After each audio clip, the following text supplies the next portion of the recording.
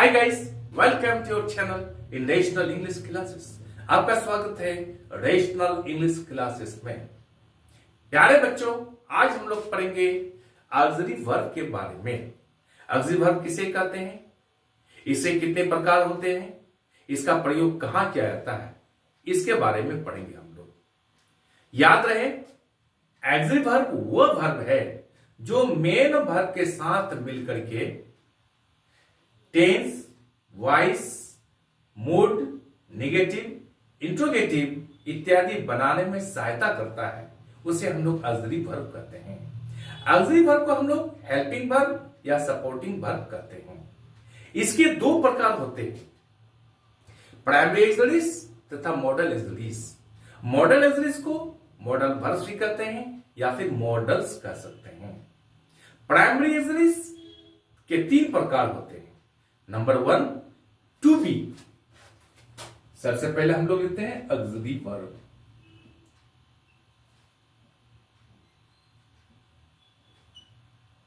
इसके दो प्रकार होते हैं, प्राइमरी ऑक्सिलरीज और दूसरा प्रकार क्या है, model auxiliaries.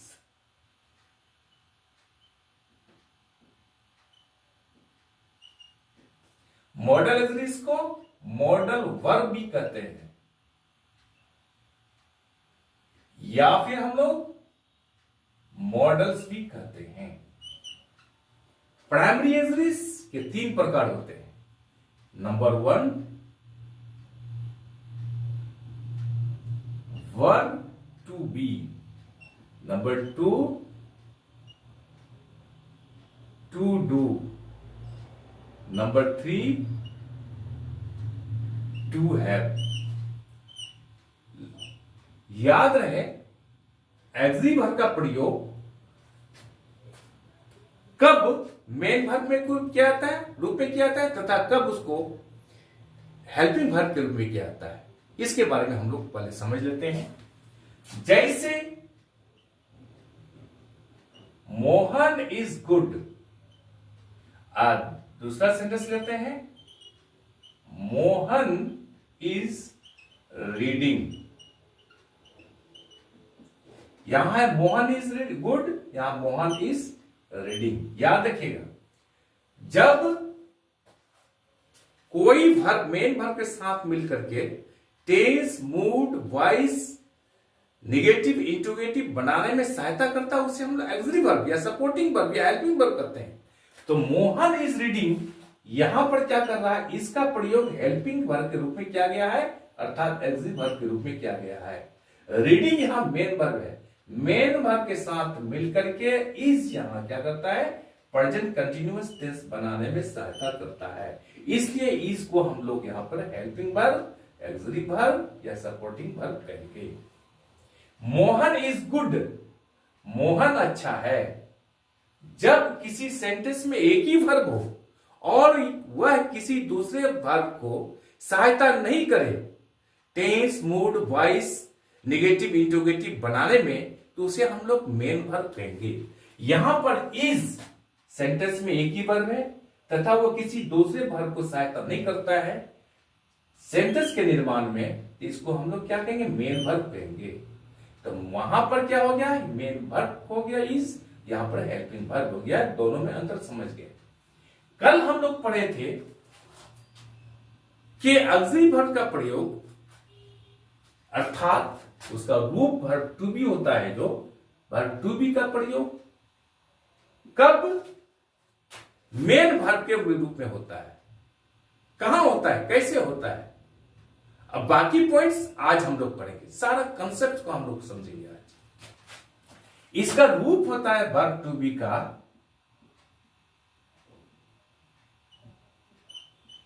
Is, are, am, was, were,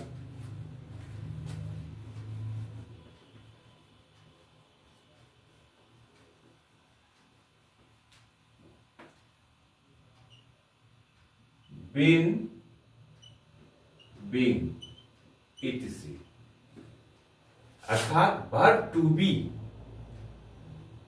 तथा उसके रूपों का प्रयोग कब मेन वर्ब या फुल वर्ब के रूप में होता है, इसके बारे में पढ़ेंगे हम लोग। लास्ट क्लास में हम लोग 5 पॉइंट्स को पढ़ चुके हैं और आज हम लोग 5 पॉइंट्स को पढ़ेंगे। पहला पॉइंट है कि वर्ब टू बी अर्थात इनके रूपों का प्रयोग नाउन को बताने के लिए किया जाता है, एडजेक्टिव को बताने के लिए किया जाता है, एडवर्ब को बताने के लिए किया जाता है तथा इंफिनिटिव को बताने के लिए किया जाता है। अब हम सारा कंसेप्ट को उदाहरण द्वारा, एग्जाम्पल के द्वारा स्पष्ट रूप से समझेंगे। समझ रहे हैं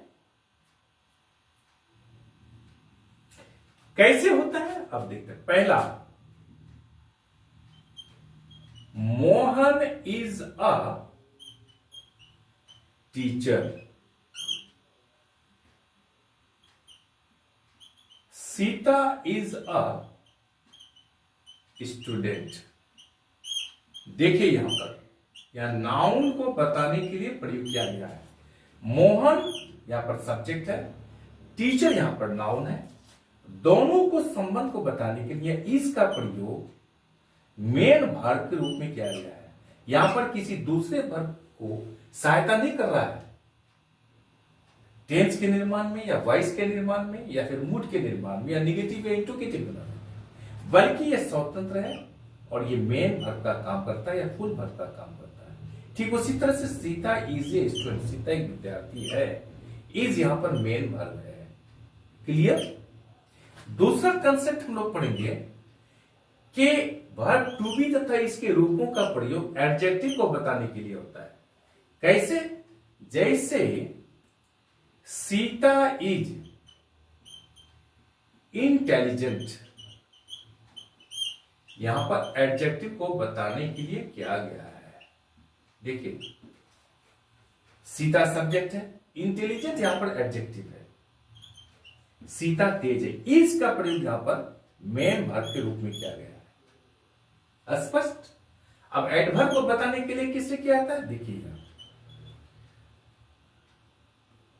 ही is here, Mohan is there. देखिए यहां पर एडवर्ब को बताने के लिए क्या गया है। ही इज हियर, वो यहां पर है। मोहन इज देयर, मोहन वहां पर है। हियर और देयर ये क्या है? एडवर्ब। कौन सा एडवर्ब है? एडवर्ब ऑफ प्लेस है। तो ही इज हियर, वो यहां पर है। ही सब्जेक्ट है, हियर एडवर्ब है, एडवर्ब प्लेस है, ये जगह को बता रहा है। तो इज का प्रयोग यहां पर वर्ब टू बी का रूप के तौर पर मेन वर्ब के रूप में किया गया है। ये मेन वर्ब है, इज यहां दूसरे वर्ब को सहायता नहीं करता है यहां पर। तो ये मेन वर्ब हो गया। तो हम देख रहे हैं कि वर्ब टू बी तथा उसके रूपों का प्रयोग एडवर्ब को बताने के लिए किया जाता है। चौथा कंसेप्ट हम लोग पढ़ते हैं कि इंफिनिटिव को बताने के लिए किया जाता है। कैसे किया जाता है? जैसे he is to come, Sita is to write a letter. देखिए यहां पर टू कम इंफिनिटिव है। जब वर्ब वन के पहले टू का प्रयोग हो तो इंफिनिटिव कहलाता है। टू कम या इंफिनिटिव है, ही यहां सब्जेक्ट है, यहां पर इसका प्रयोग किया गया है। तो इस यहां पर क्या है? मेन वर्ब का काम करता है। ठीक उसी तरह से Sita is to write a letter, Sita एक पत्र लिखने को है। या टू राइट इंफिनिटिव है, सीता यहां सब्जेक्ट है, इसका प्रयोग यहां मेन वर्ब के रूप में किया गया है। समझ गए? सारा कंसेप्ट को आप समझ गए। कोई भी डाउट हो प्यारे बच्चों तो कमेंट करके जरूर बताइएगा। कल हम लोग पढ़ेंगे कि ऑक्सिलरी वर्ब का जो रूप होता है वर्ब टू बी, यानी वर्ब टू बी तथा इसके रूपों का प्रयोग कैसे किया जाता है, हेल्पिंग वर्ब के रूप में। आज हम लोग पढ़े कैसे मेन वर्ब के रूप में प्रयोग किया जाता है। आज हम लोग यही रखते हैं। आई एम श्योर कि वीडियो आपको अच्छी लगी होगी। आप चैनल को लाइक और सब्सक्राइब कर लीजिए तथा बगल वाले बेल आइकन को दबा दीजिए, जिससे कि हर आने वाला वीडियो का नोटिफिकेशन आपको मिलता रहे। बाय।